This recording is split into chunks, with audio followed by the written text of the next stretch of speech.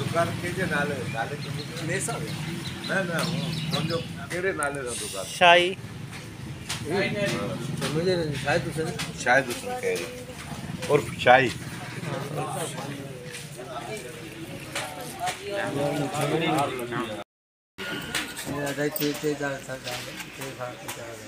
घणो नुकसान थी है शाही भाई तकरीबन रिक्शो मुझे 1.5 लाख रुपया खाली रिक्शो है 80-90 हज़ार माला वठी है 80-90 वाला कैश हुआ